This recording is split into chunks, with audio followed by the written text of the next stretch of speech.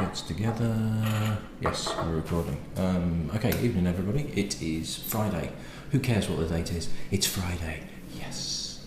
Had a rubbish week this week, and I feel like I'm coming down with something yet again.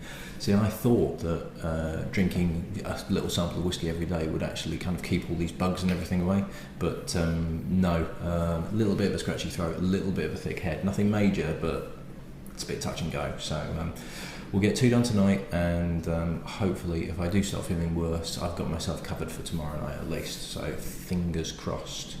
No press reports to speak of tonight, I'm afraid. I think that's probably it, to be perfectly honest, until I get another rush of blood and start emailing people somewhere.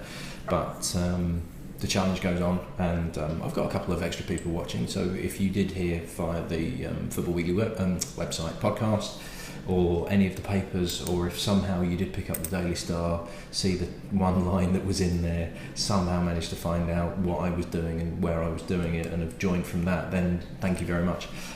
It's good to see you, it's nice to meet you. Please do donate either drams or ideally cash. So, speaking of donations, this is one.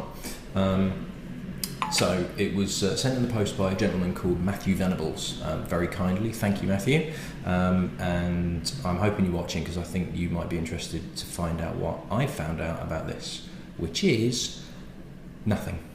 Matthew sent me this, and he sent me a picture of it, which is here. So that's what the actual bottle looks like. So this is called... it's difficult to even know what it's called. It's a special edition bottling that was bottled in 1979, and according to the label, it is a 5-year-old Highland malt whiskey. Now this is a special edition because it was bottled to commemorate a voyage that was taken. Now 1979 was the millennium, so it was 1,000 years of the Isle of Man. Oh, there's a bit of cork in this. I'll deal with it, it might add to the flavour. To commemorate 1,000 years of a continuous parliament on the Isle of Man. Now the Isle of Man is here, basically an island between England, Scotland and Ireland. And as part of the celebrations, it was called the Millennium of Tynwald, apparently. And as part of these celebrations, there was a guy called Robin Bigland, who basically put a call out to say, look, I want to commemorate this millennium, and he was wanting to commemorate by doing a voyage from the Isle of Man to Norway. So obviously it's not kind of a direct line, you've got to go round Scotland essentially to go across, and I think they did it on a wooden boat as well. So he contacted Norwegians and people from the Isle of Man, and got a crew together of essentially like the biggest, strongest people that you could possibly find, because this was going to take a long time to do. I think it was a few weeks it took them. And this bottling of whiskey was bottled as a sort of limited edition. I think it's a single cask. Now I've just suddenly noticed that on Matthew's note that he's put on there, it says it was 70 proof. Now if it's UK proof, that's only 35% ABV. So I'm going to check the picture, because that was the picture he sent me, that's not me holding that bottle. So I'm just going to do a quick check on what it actually says in there. See, it does say 70 proof, but depending on UK proof as well, that still might be under. It might be 40. I should have done this before I did the video. I thought it was just going to be a quick one because I didn't have much to say about it, but you're going to have to sit and watch me basically look on my iPod to find out UK proof conversion, UK alcohol proof, because US proof is double ABV, so 40% ABV is 80 proof, whereas UK proof is a different calculation, because we do things awkwardly. That's what we do. We're British. So, alcohol by volume calculator. Let's figure this out. Right, so UK proof. Hey, if it wasn't for the internet, we'd all be screwed, wouldn't we? Or at least I would be. So, convert, calculate 70 proof. All right, 70 UK proof is 39.9% ABV. So it's bang on. So we'll call it 40% for sake of argument. Right, okay, so it's 40%. It got me thinking, it's because I've been used to, obviously with bourbon and a lot of American whiskies, it's all proof.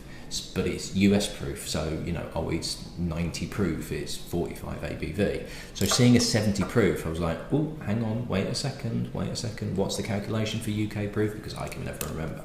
So it's a Highland malt, it's a 5-year-old. Apart from that, Matthew doesn't know, I have no idea either. I'm sorry, Matthew, I couldn't get any more information than you gave me already. So the voyage was from Norway to the Isle of Man, not the Isle of Man to Norway. I'm guessing that they finished, they basically aimed to finish landing at the Isle of Man in time for kind of the official date of the millennium. So, don't know what distillery it is, don't know who made it, who produced it, nothing. But it's one to add to the challenge. And if anybody out there does have any clue what this is, please do write some comments. Matthew and I will be able to see them because I'm intrigued to know what this is as well. Okay, so it's quite tight on the nose. There is a little bit of smokiness as well. I mean, Highland malt, it could be anything, it really could. It's quite tight on the nose. There is a bit of sweetness, but not too much. There's a freshness to it.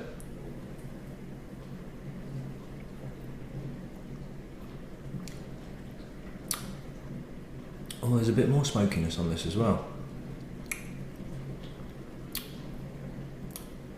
But I wouldn't have said it's an Isla. There's a little bit of oakiness to it. There's a not bad sweetness to it, actually. A slight hint of mint. But there is a gentle, bonfire-y smokiness to it. That would be the bit of cork.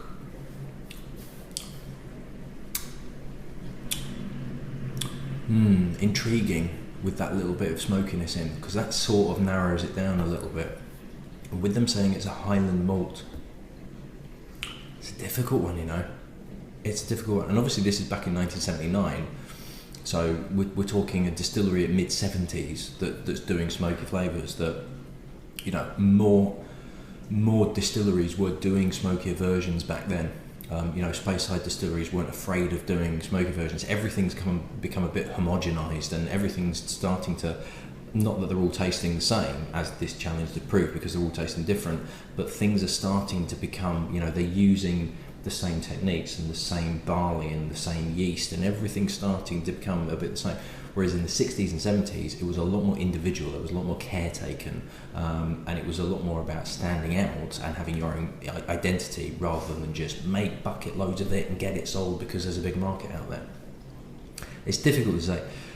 Matthew is also a friend of I'd like to call him a friend because he's been absolutely fantastic, Tobias on Facebook. I think Tobias has tried this. And seem to think that it might be Highland Park. Now there is a good shout for that with that gentle smokiness on it.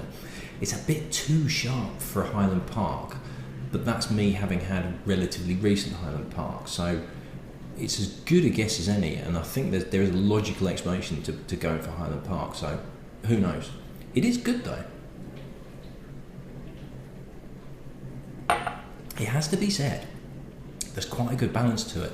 There's a freshness, there's a slight saltiness, a little bit of mint, there is a bit of oakiness coming through there, there's a gentle bonfire-y smokiness. It's not a TCP, iodine-y type feel, it's not that medicinal, more Isla, that sort of vibe, it's more of a bonfire smokiness. Highland Park's a good shout.